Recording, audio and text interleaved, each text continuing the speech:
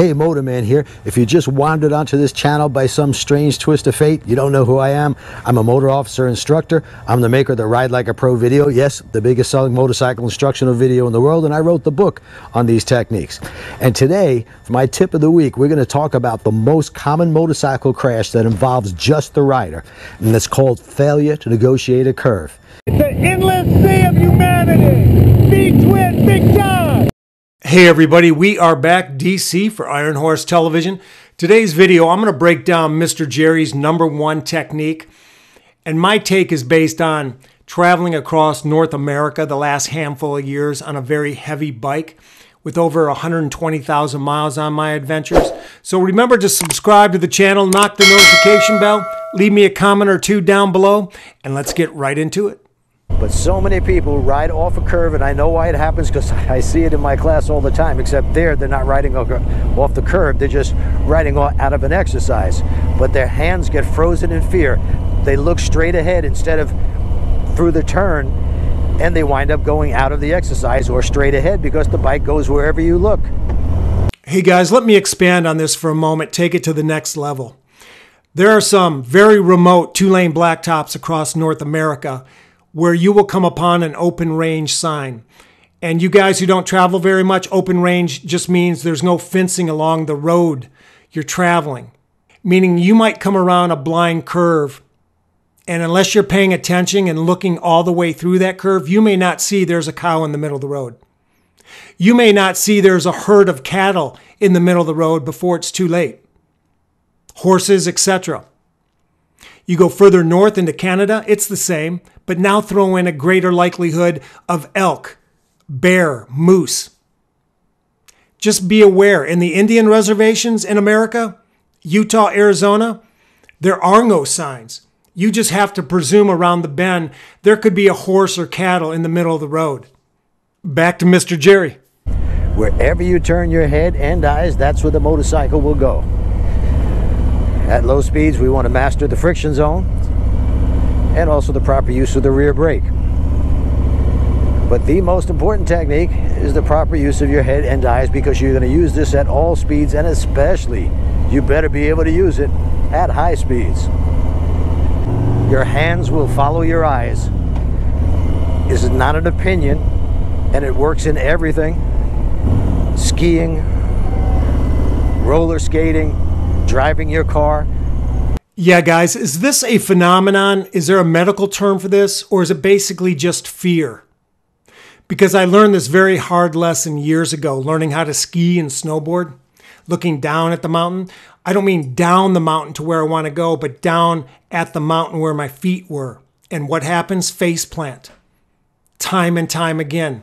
Looking at those trees, staying away from the woods. What do? Yep. I go right into the woods and knock my head into a tree. The cliff, stay away from the cliff, but I'm fixated on the cliff, knowing if I go off that cliff, it's going to be a major problem. What do? I'm fixated and I go right off the cliff. As soon as I started to look where I wanted to go, everything became much better. And ironically, it's the same in life. Look where you want to go. Back to Mr. Jerry. Low speed handling is so important because you practice in a parking lot, not because you're going to be riding out in a parking lot all the time, but we practice for the road. I guarantee you, if you're going to get into a crash or drop your motorcycle, it's much better to do so at 10 miles an hour than it is at 50 miles an hour. And what he doesn't have is technique. He cannot turn his head and eyes. If this was the street, he would have run off the curve right there.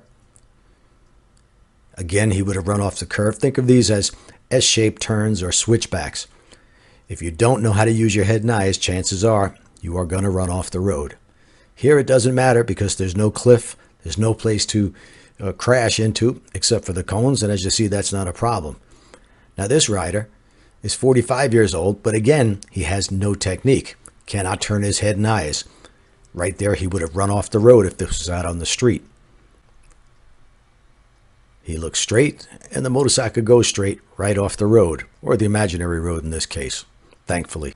Inside cone to inside cone here is about 36 feet apart. That's more than enough room to make this turn if you use your head and eyes.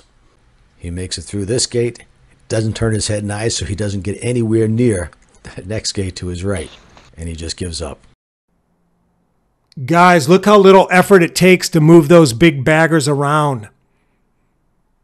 Whip your head around, look where you want to go, and the bike will follow.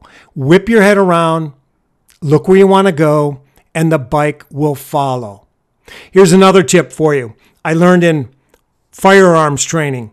No matter how much I practiced, no matter how much I trained, whatever I implemented in an emergency situation, you're only half as good as your training. Only half as good as your training. And when I use Jerry's techniques on the road, when I verbally say it to myself, I hear Jerry's words in my brain.